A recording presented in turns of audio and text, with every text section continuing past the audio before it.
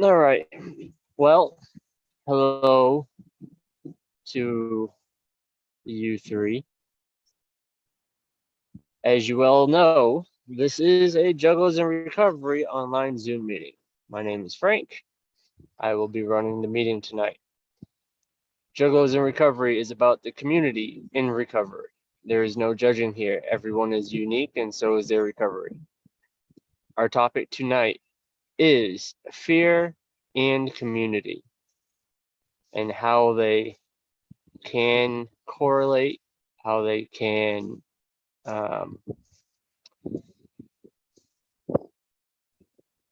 be opposite of each other, how they can hurt you, how they can help you, all of the above. Please feel free to talk about your experience. This meeting is about an hour long. For any newcomers, we appreciate the strength and humility you bring to the meeting, and we are happy you are here. Now, let's get into it. So, I picked this topic because I found a unique correlation in my head. So you take them separately. Fear is a big thing of why we started our addiction.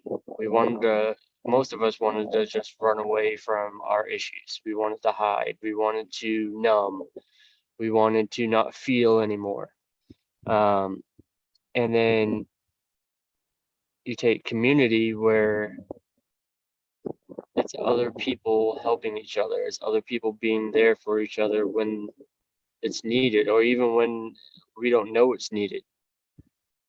And then if you put them together, there's two things that come to my mind. One, how afraid of being in a community are you, or were you? I know for me, putting myself out there and creating Juggalos in Recovery and being a part of a community that I knew nothing about when I started, it was scary for me, and I was afraid of being shunned and pushed away and all that stuff. And it's very, very um, it's very anxiety driven um, when it comes to what fear does to me. And then also, community can help you conquer your fear and help you learn to take that fear and turn it into some motivation to conquer whatever challenge you have. So, like for example, one of my biggest weak points is I like doing everything myself. I have the control over it. I like to do it. I know I have the capability of handling it. And the problem with that is I overwork myself.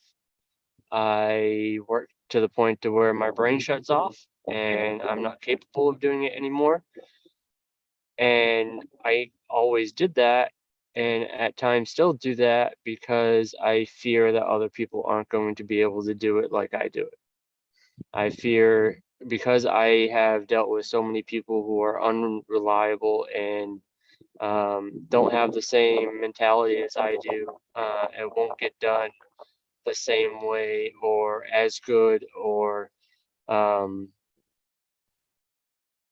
whatever else my brain decides to think of at the time, whatever excuse, um, that that fear actually hurt me more because one, it overworked me, it overwhelmed me, and two, I myself refused to allow the community that wanted to help me, um, and wanted to help build whatever it is that we're building here into something that can help others. And if I had continued going down the road that I was going, it probably would have killed Juggalos in Recovery. It would not be where it's at today. Just because I wouldn't be able to do this alone. Between my wife, Bryant, and Chris, there's no way and all the other volunteers that have helped us. Like, there's no way I could have been able to do this by myself. There is so much that goes into it. So when it comes to fear and community, however it correlates in your head, they're two very different words, but I'm sure that we can find a way to merge them together, if not differently than what I just did. Or just talk about whatever else is going on. Whatever your struggles are today, or whatever you're grateful for today. Try to throw some positivity into it today too.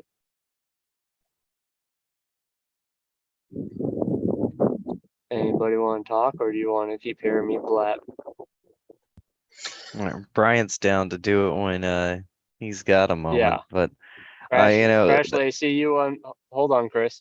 Crashly, I seen you unmuted. Are you ready to talk? Yeah. Okay. My biggest struggle is I don't like asking people for help. Kind of like you.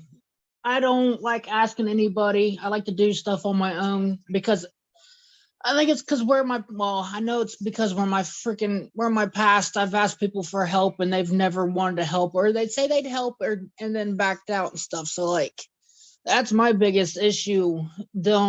Being in recovery and just life in general is I don't like to ask for help. I mean, I'm starting to come around to it and I'm starting to ask little by little. And so, yeah. And also I'm thankful to be sober. I'll be a year sober September 30th. So that's awesome. Congratulations. Thank you.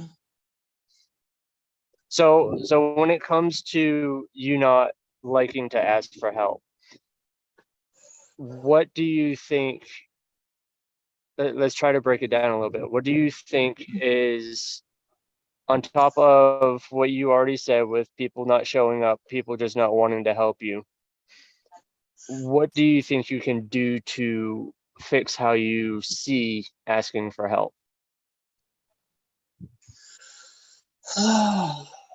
Not really sure. Well, yeah. I mean, I have taken small steps to ask for help. Like if I need something moved at work, normally I'll She-Hulk everything and do it all myself. Like, so like I've actually been taking small steps to be like, ask my pastor, ask someone else who's working, like, hey, can you help me move this? Or just, hey, I'll need a few dollars to spare till this day. Cause like, I guess it's where I had to take on independence by myself and learn to hustle on my own and everything else. So I've been taking small steps like here and there.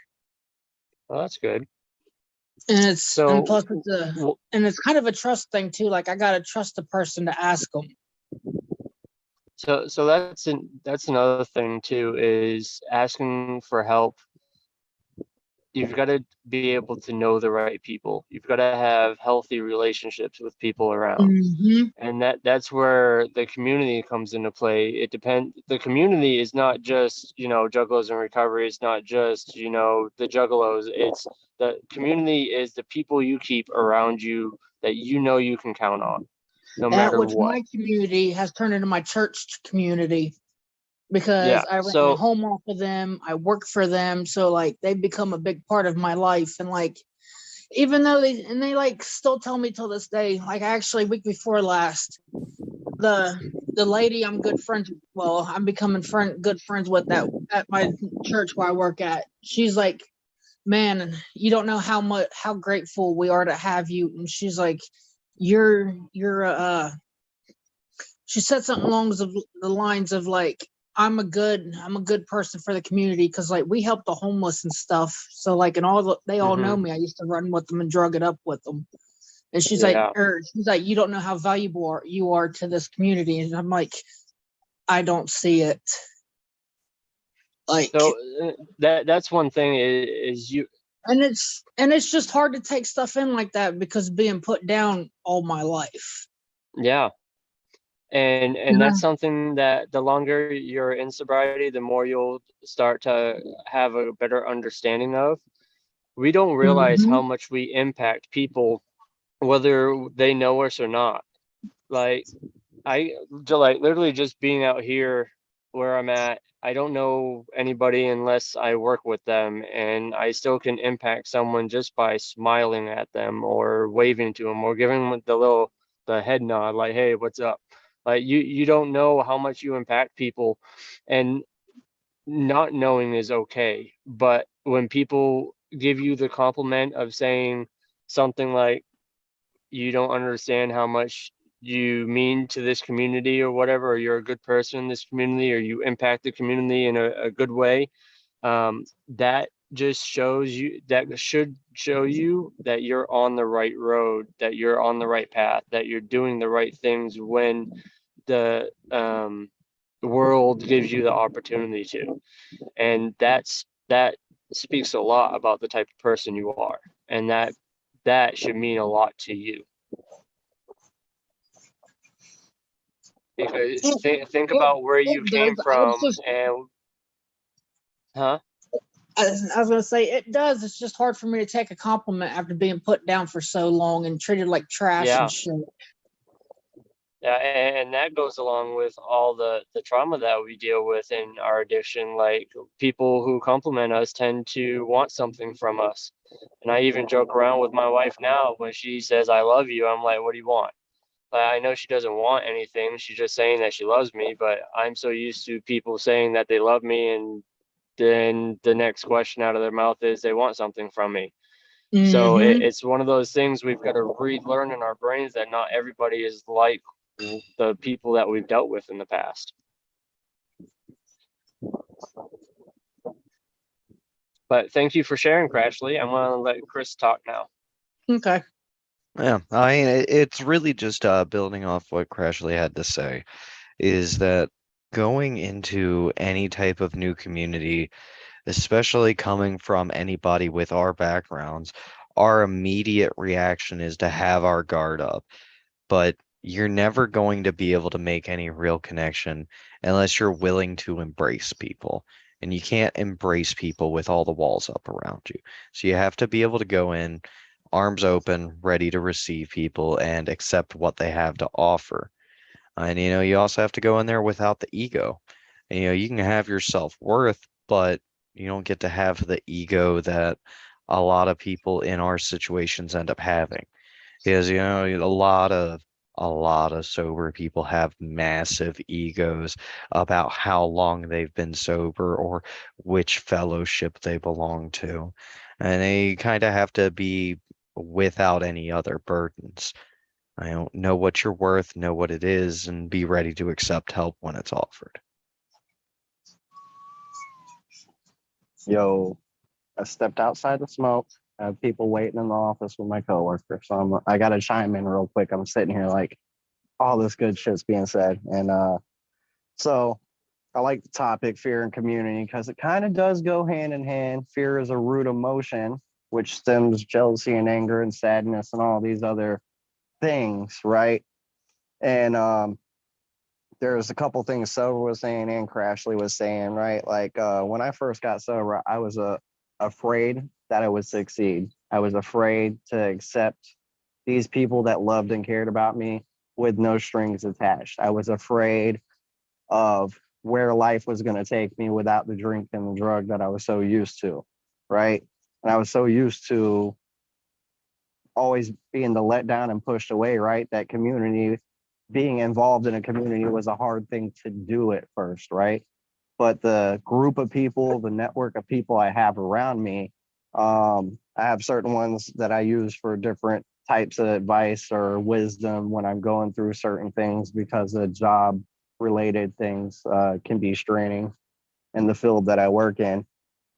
And like I was saying earlier, like the easiest way for me to learn is trial and error, but there are plenty of times that I have to call and go like, I don't know what the fuck to do right now in this situation because I'm torn between 4 different emotions, and that's when I can lead in my community to help me not be in the fear mindset to get a different perspective on what's going on around me. You know what I mean? And that's a hard thing to do when you're stuck in your head over a situation, is to ask for that help to get a different perspective, right? So I have a tight network of maybe like good like 10 people that I use when I'm going through those things. But just like Frank was saying, like I like to try to handle things on my own first. And sometimes doing that enough is overwhelming and stressful, you know? Um, because I feel like for me, like I would rather handle it on my own. It's that pride and ego thing. Like, you know, I want to try first. And if I'll fail, then I'll ask for help, but I have to still try, you know, but it's worry, I guess, of looking weak sometimes, you know what I mean? And there's nothing wrong with being weak or needing help, right? That's why I have this group of people around me, but I'm stubborn because I would like to push and do stuff on my own when that's not always the best way. Um, and even this time, like I still, it's hard for me to show certain emotions with certain people in my community because it's like I'm super grateful, I'm super thankful for a lot of things, but I may not express it like I should, you know what I mean? Because I try to do actions without seeking anything in return. Same when people do stuff to me. So it's hard for me to keep in mind how I should, you know, respond in certain situations because I'm not used to being shown love and kindness without a string attached to it. Right. So that's like a fear stem thing. And that's like a character defect that's been hard to break that I still have to work on from time to time. And it's not easy all the time. And love all you guys. Glad to hear you, see you. Thanks, Bryant. Thanks, D. Yeah, it's a lot, especially coming into a group or meeting someone for the first time. And like one of the things that I struggle with, and quite a few people can probably vouch for this, is I have I have gotten to the point to where I accept for everybody for who they show me. And 90% of the time they show me someone who isn't real. And in this world that we live in, it's a thing that we do to protect ourselves. I know I used to do it all the time. Now, for me, I don't judge people. I don't like judging people, but I also, my weakness is that I take everybody for who they show me and not who they are. I always see only the good side of them. I don't see the bad side. I don't allow myself to focus on the bad side because I want to help improve them. It's something that I've been working on. I'm not a good judgment of character. Um, I just tend to flow with it. And if they, my way of thinking is I flow with it. And if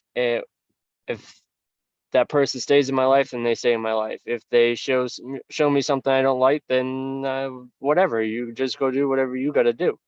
But I've come into a community, many different communities that I'm part of, where they just love and care about you for who you are and what you do and how you can help them and how they can help you. And it's so gratifying, and it almost relieves stress to be a part of a community like that. And for a person like me who doesn't like being extroverted, who doesn't like being outspoken, who doesn't like speaking up for myself, um, it's I had to learn very recently how to defend myself verbally, like set standards and boundaries and rules and guidelines and all this stuff of how I allow people to treat me. And is something difficult to learn, but I'm not afraid to do it anymore. Go ahead, Brian. That sparked the other thing I was thinking about that you said a second ago, and it slipped my brain because I'm a workaholic. And I haven't finished my bang. I need to get caffeinated. Anyways, you were saying earlier, basically what you're saying, right? Everybody, you show a different person to everybody, right? Depending on what that relationship is. And you were saying earlier, also like you don't really know until people start saying. Like when I went to the gathering and had COVID and I was gone for 2 weeks, all of a sudden all these people I didn't know how they thought or felt about me are coming out the woodworks now that I've been absent for a couple weeks. I miss your face, I miss you having around here. You mean so much to this place, X, Y, and Z, right? But you don't notice it when you're stuck in that place, right? And it's hard, that fear thing to go up to somebody and go, hey man, I respect and honor whatever about you, right? But when they're not there, then you're like, damn, I miss that guy. Like, let me shout out, like, I respect the hell out of what you do and I miss having you around or whatever, right? Um, so like I didn't know how much I meant to a ton of people in my life. So I was absent for a couple weeks, you know, and the same thing, like what you give me is what I give you in a relationship. If you show me respect and honesty and whatever you put in is the same energy I'm going to put in, right? Because that's how a relationship works. If I'm always give, and you're always take, that's a toxic relationship. So that's not good for my network or my community, right? So I want those people that are uplifting and better spirited, right? Because I want to be uplifted and better spirited, because that's what I try to do on a daily basis for other people, is try to lift up instead of pull down, right? So those are the people I want around me, the people that are doing bigger and better things, because I'm trying to do bigger and better things. And then I have people I see motivated to do bigger and better things. I coach them and try to bring them along the way too, to see them be a better person. And I got a few people, they're like little proteges of mine and the sober community around here, and I'm super proud of what they're doing. And they're not my sponsees or nobody, they're just friends that I talk to about life and about adulting and about finances and about doing things. And I see them taking the actions and I'm like, hell yeah, that's what's up, man. And not being afraid to say my experience and how I got where I am and where I am today from where I was, you know, is a monument of helping other people in the community that I'm in, you know. Mm-hmm. Yeah, it's all right, Chris. I need a Chris question to get my mind moving. Okay. So the idea of somehow recognizing that you're a role model after being the serious fuck up all your life, how do you transition into actually being a role model and accepting the responsibility that comes along with that? I love to hate you. I'm very good at this. So, I'll answer that one too now. oh, you can go ahead, Brian, if you got time. No, the question was for you. You first. Okay. So it did not come to my attention, to the forefront of my brain, that I was the face of this group or a role model at any point until it was pointed out to me.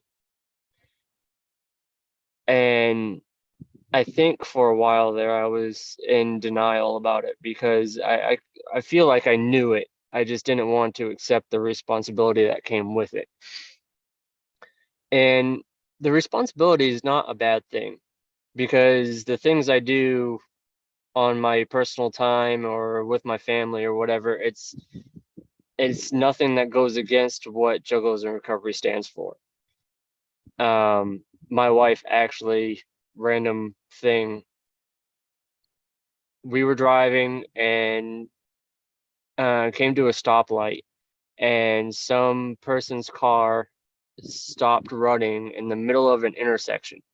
one of the busiest intersections in my town. And I was just going to sit there and let him let it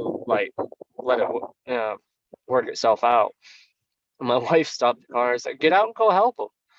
So we got out and pushed the car up a hill into a gas station. And the person got their gas. It's like helping the community is just what my family does. And then the transition that I had to go through, physically, there was no real transition. It was the mentality of being the go-to person, something that I've always dreamed of doing, always dreamed of being. I've always wanted to be that person that people come to for whatever the case is. And I've accomplished that. And now I'm like, how do I do this? Because I don't have the answer for everything. And then I think about what prior mentors have told me, and a lot of that is because if you don't know the answer, then help them find it.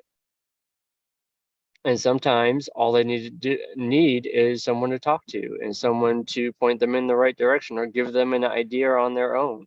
I could be telling Chris about one thing and it sparks something in his brain and leads him a whole different direction. But being a role model, a key figure in any type of or size of a community is can be a hard task if you're not ready for it. And a lot of fear comes with it because you're afraid to mess up. You're afraid to do something wrong because you have so many eyes on you. But the reality is, if you live a true and honest life, then you should have no worries. You should have no issues. And for me, the fear comes from dealing with people. I'm not good at it. I don't deal with people well in my eyes because I see so many other people doing it better than me. The reality is, I don't need to do it as good as everybody else. I just need to continue learning and being myself, because being myself is what's got me here. And accepting me for who I am is probably one of the hardest things that I have come to accept in my sobriety.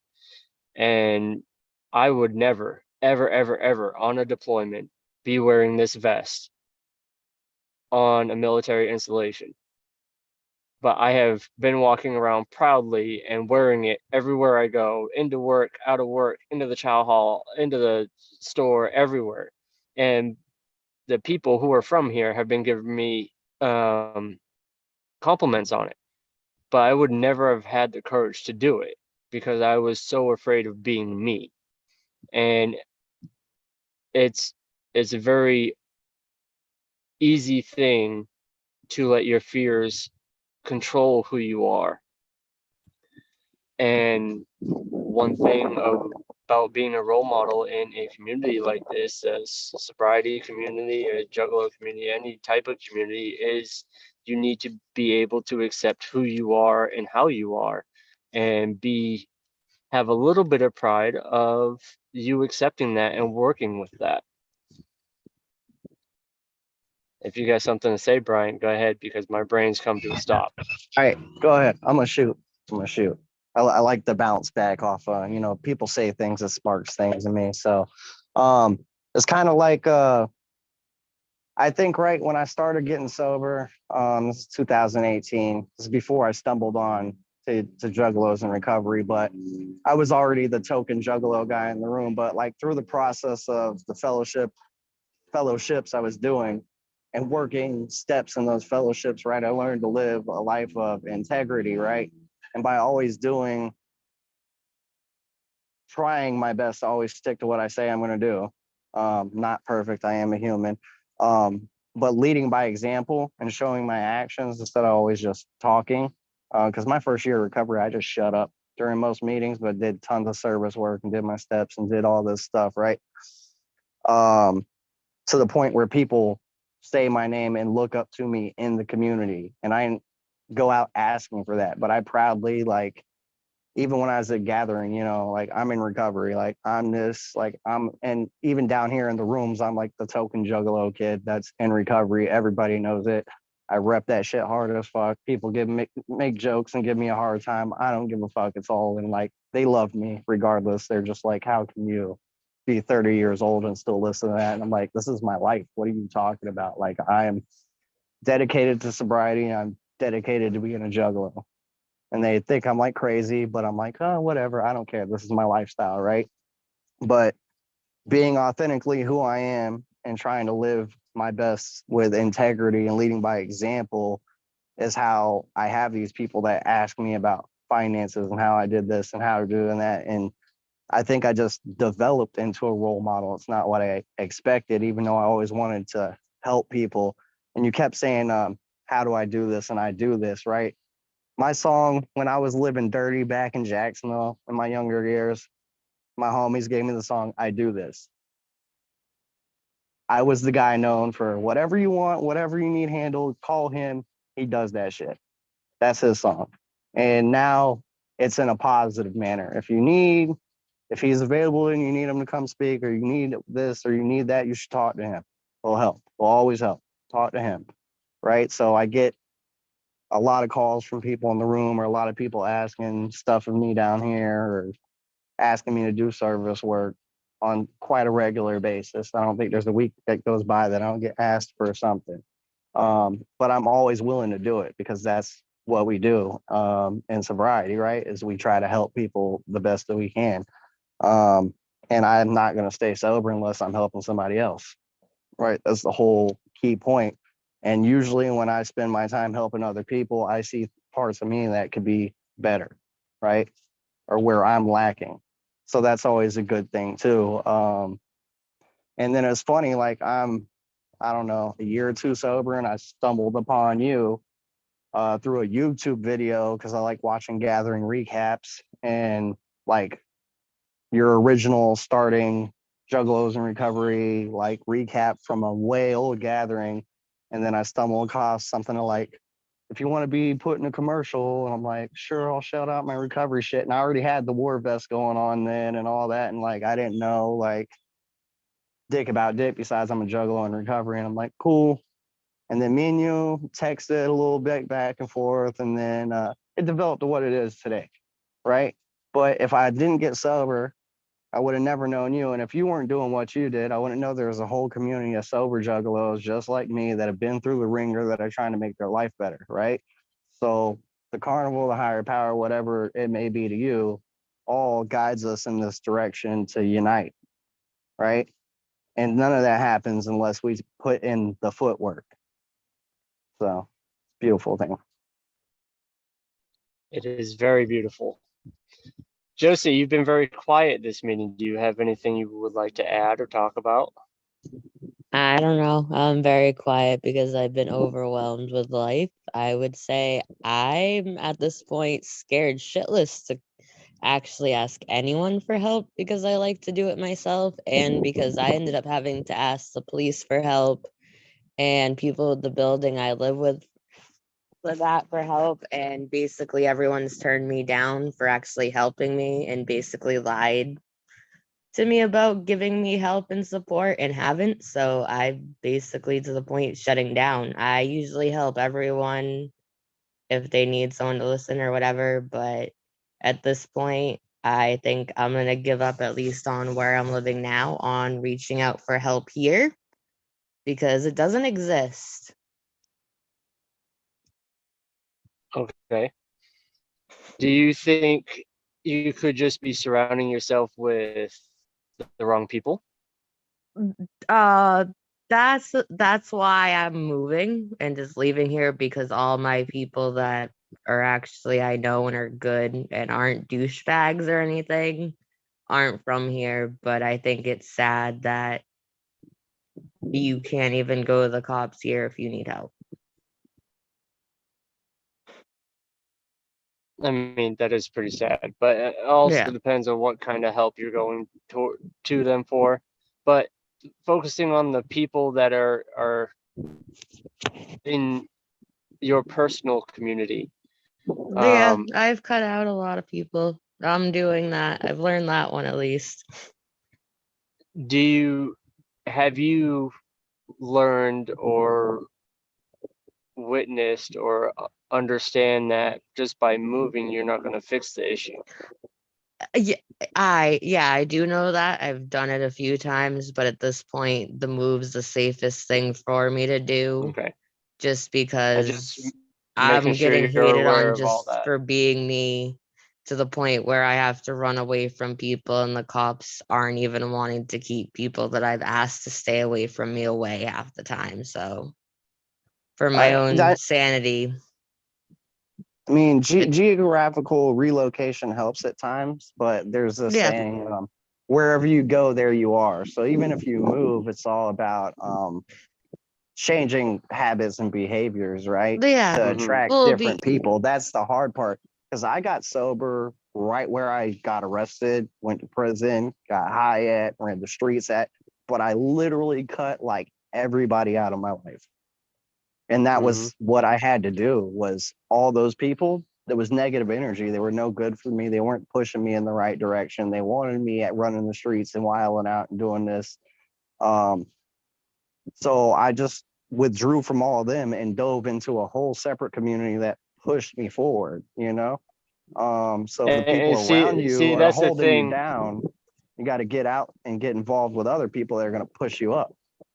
Yeah, and see, that's the thing with that I was going to bring up about relocating somewhere is you've got to be careful when doing that, because if it's for your safety, 100% go for it.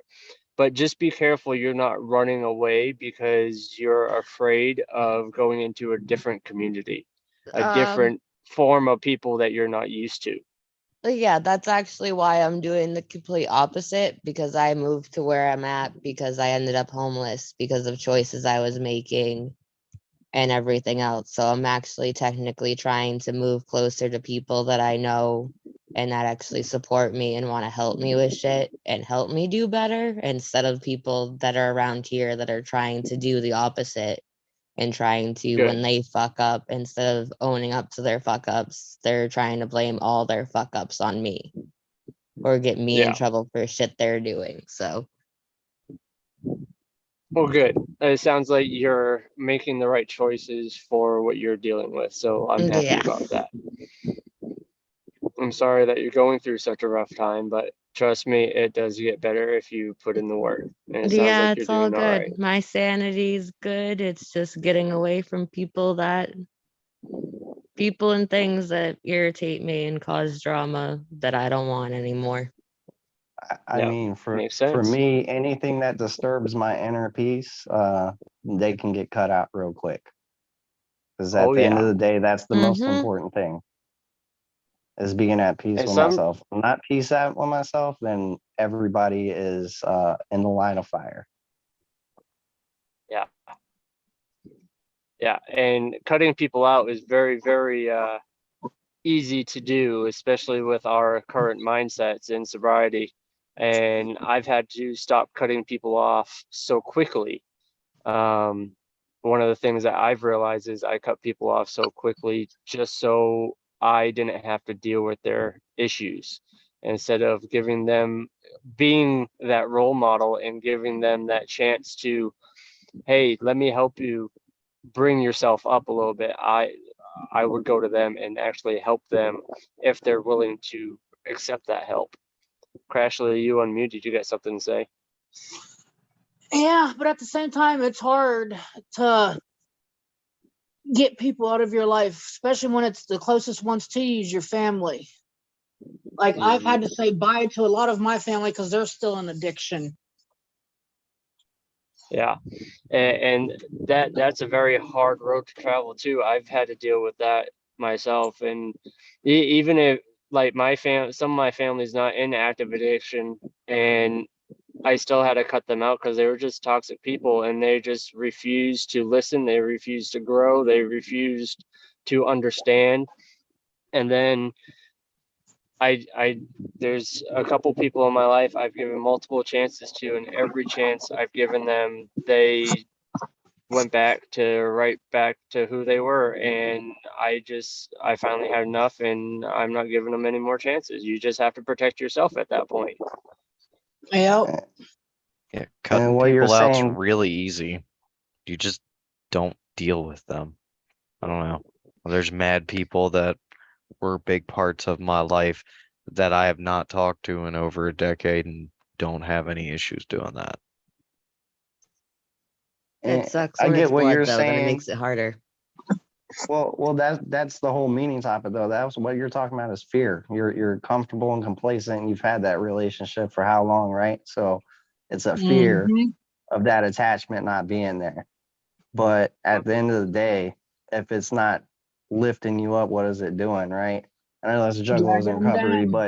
but like Josie and Crashly, like Hops and Illmind 8, the outro, right? It's talking about always constantly evaluating your relationships because nothing in your life is permanent, right? If they're not lifting you up and they're bringing you down, then it's time to find the ones that are there to lift you up.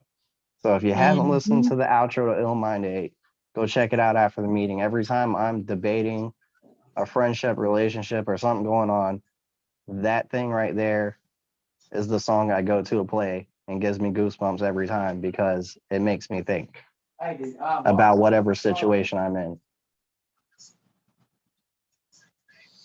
Eh, that's something else that I love about music is you can listen to any type of music, but the music that so much music can give you power to understand or to um, experience emotions and understand life issues. It's a lot of some of the music that I listen to doesn't even have words. It's just guitars and pianos and stuff. And being able to have something like that have such an impact on how calm and how much peace I have is unreal to me. But back to being fearful in the community, it is like I was adopted growing up, and one of the people I had to cut out were the people who adopted me. And that was a really hard thing for me to do because they were such a huge part of my life. But even though they were such a huge part of my life and I was afraid to let them go because I thought if they weren't in my life anymore that I wouldn't be the person I am now, that was just me making up excuses because I was afraid. The reality is those people don't make who I am. I make who I am. I am me because I am my own person. Every one of us in here and everyone who's going to watch this video and everyone who won't ever see us, they're their own person. No one person creates another. That makes sense? I know it made sense in my head. Yeah, it made a lot of sense. So when it comes to cutting people off, yeah, you can cut them off. And if it's the right thing, it's the right thing.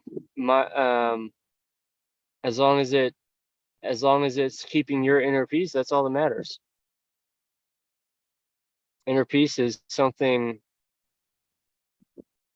beautiful, it's something important, it's something that everyone should have, but the majority of people in life don't.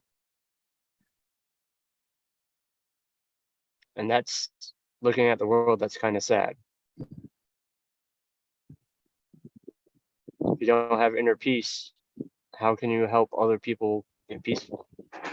I don't like looking out the outside world sometimes, especially when I drive on 95 in Florida. And it's just like the Oh man. ICP song. Everybody is in a dead stop staring out their window to try to see a bloodbath of nothing's there but a red car on the side of the road. So I try my best not to focus on the outside because it gets ugly thinking about it. Yeah. So I just stay in my little world, in my little bubble. So I'm not so angry 24/7. Because if I was focused Yeah. on normal people and the things they do. Yeah. The outside world is so toxic, and you can get caught up in it so quick. It is unbelievable how quick that toxicity can poison your life. And that's why people like us create communities and be a part of communities that try to get rid of that toxicity and be able to be there for one another and bring other people up, and so they can stop suffering as well. Chris, you have been very quiet this whole meeting. It is your turn to talk, sir. I'm good at this occasionally. It's one of those things like there's so many people that can be toxic in your life. There's so many situations that you put yourself in that are so detrimental to who you are that changing it is also scary. And then trying to get into situations that are so utterly different than the scary, toxic situation that you came in is just equally as scary. So it's a flip of a coin, but ultimately, a change for the better is a change for the better as long as you're not running away from shit that you need to face head on. Because if you don't face the difficult shit in your life, you're always going to be constantly running from one problem to the next and never fixing any of them.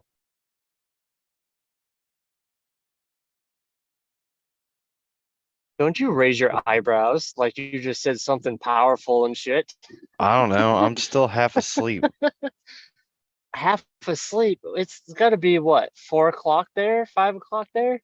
Yeah, I got home at like 8 a.m. Oh my God. Game night, right? Yeah. That's another thing.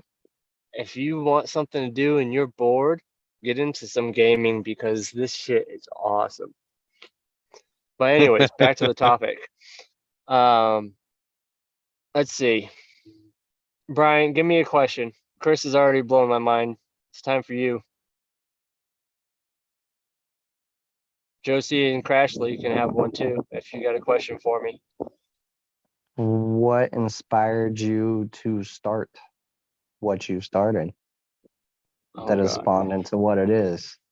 What was your This inspiration? is What was your low point that broke you down, that got you sober and inspired you to start doing this instead of all the so other 12 steps? so of course I had my low point, my rock bottom. I was arrested for DUI, domestic assault, and speeding 98 and a 55, and I remember about 5 minutes of the whole night. My drug of choice was alcohol at that point in my life. I got sober through AA. And when I got sober, I did the normal thing that everybody does, and oh, everybody needs to live by the 12 steps, and I started blasting it through everywhere. But then I started getting hated on by people in AA because I was so vocal about it. And to me, that just didn't sit right with me. And I didn't realize a lot of this until way after Juggalos in Recovery was even created. And then about Juggalos in Recovery started on May 20th in 2014, so I was almost a year sober. July of 14, I would have been a year sober. I started this. Wow. I started as a Facebook group. I was in some chat room, some Facebook group or something like that, and I had made a post about Juggalos being in recovery, and one guy and I started talking. One of my YouTube videos, I mentioned his name and gave him respect for helping me come up with it and giving me the opportunity to run with it.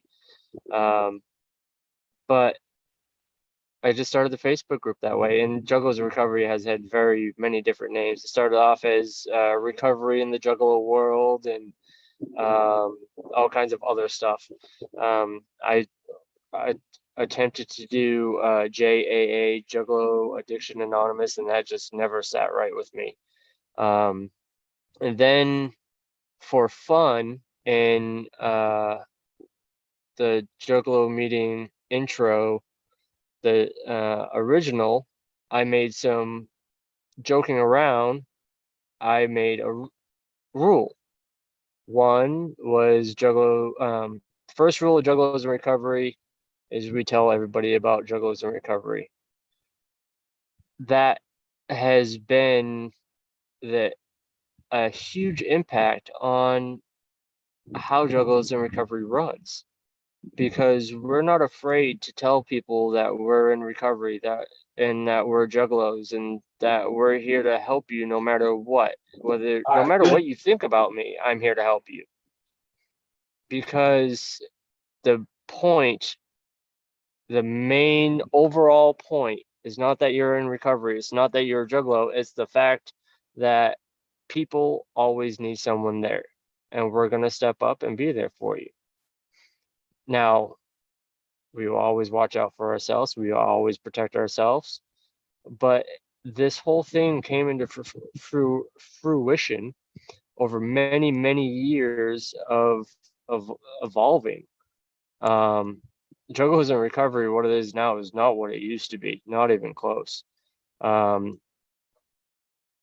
have gone through so many different versions of I have a hard drive, 4 terabyte hard drive worth of different artwork and different sayings, and I've had contests for artwork. I've had for logos and sayings and just everything. Like Juggalos in Recovery would not be what it is now without everyone else. I am literally just a person who created a Facebook group and ran with it.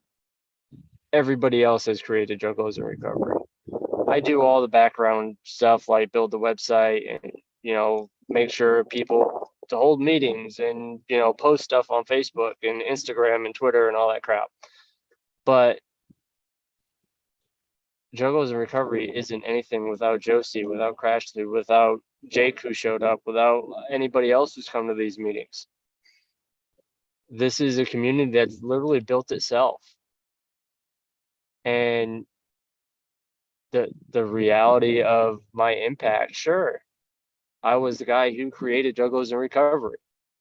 But the reality was Juggalos in Recovery has always been here for us. We've just never put a name on it.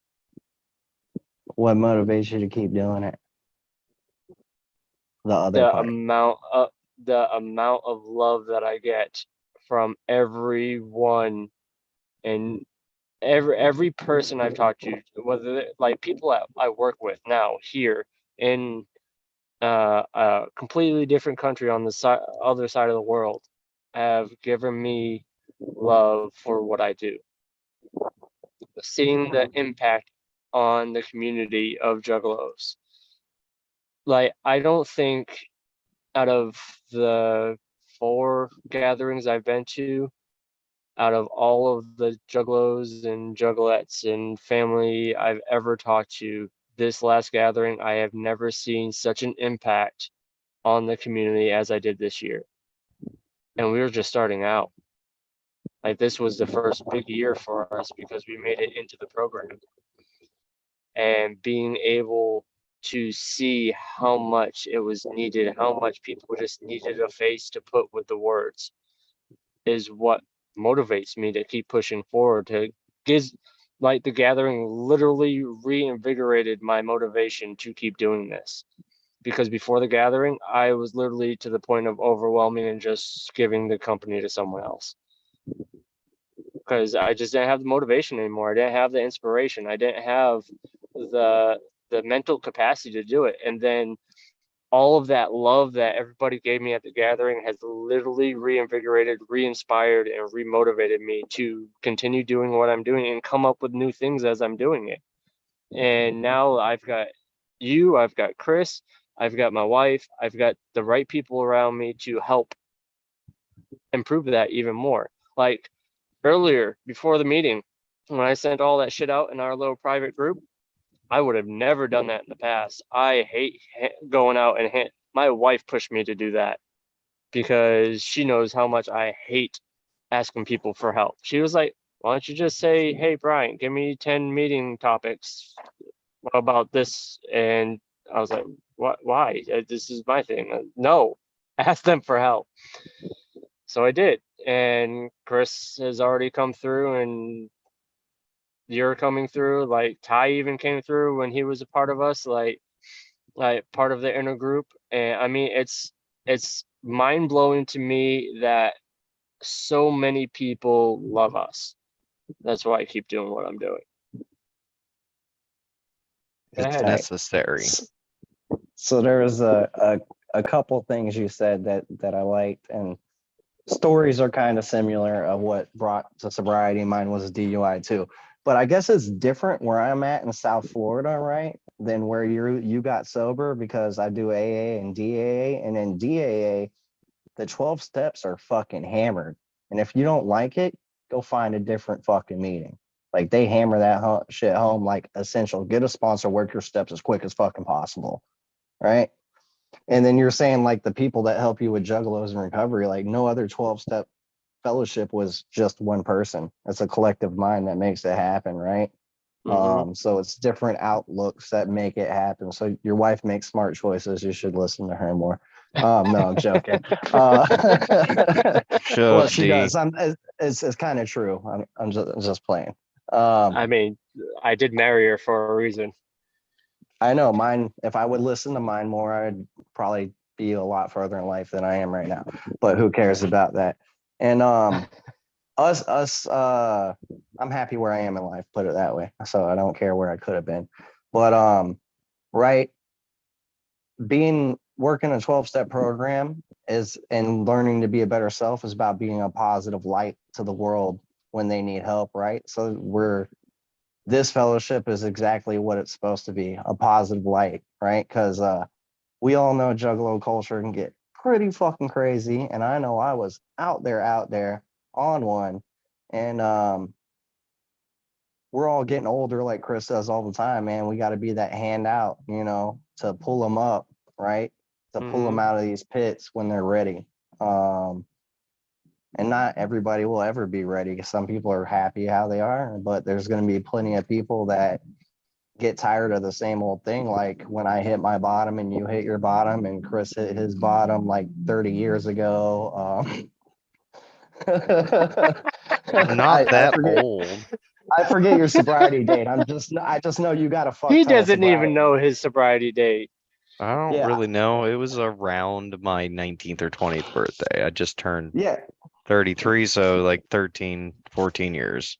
I just know you have a lot of time, and time doesn't factor anything. It's if you keep doing the things that keep you sober. If you quit doing all the things that keep you sober, you get miserable, irritable, discontent. You start to hate your life, and you go do the same shit again because you quit practicing your principles and working your program. So I've seen people 60 days sober, more fired up and gung ho and full of life and at peace and happy than people with 20 years that are sitting there complaining about their ex-wife still 15 years later. I've run into those issues myself when I was six years sober. My 6 year sober was the hardest year of being sober. I had run into so many issues because I got complacent. I was like, nah, I don't need to go to AA. Nah, I don't need people. I don't need, communication. And I just went into my hole, and my whole sixth year of sobriety, so many things went wrong because I refused to get help. I refused to ask for help. I refused to be a part of a community because I thought I could do it myself. And you see that all the time in sobriety. I call that my 5.5 years of sobriety I did, because I will do everything on self-will and never work a program, and I was absolutely miserable for 5.5 years. Yep. And Josie's phone messed up. She told me to tell you that she loves us, and sorry her phone messed up, and some other things. It's all right. Good, Josie, you're loved. Well, does anybody have any last minute things they want to say or ask questions about?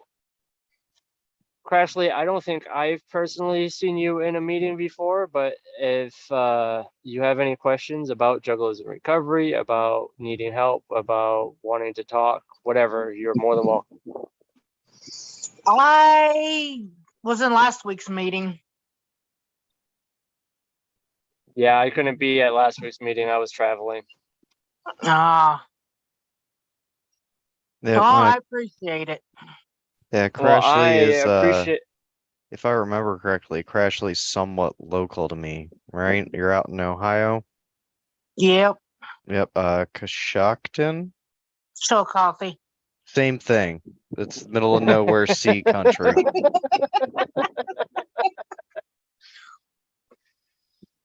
All right. Well, with that, I'm going to close the meeting. Thank you all for showing up. If you know anybody who needs a meeting, the meeting list is on the website. So, and there will be links by the end of the week to the meetings. But with that, I believe no matter how long the road, if we walk together, we will get there. Even though we will face some of the darkest evil ever seen, we will face it as a community and stand fearless in its path. Nothing will stop us. With the help of our family and community, we will overcome the persecution and tribulations that life may cast from time to time.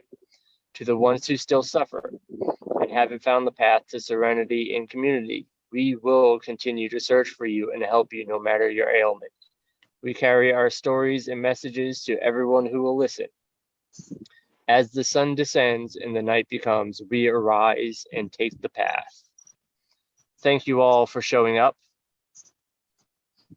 Hope everything goes good for the rest of the week. I will see you next week, same time, same channel. Batman out. All right.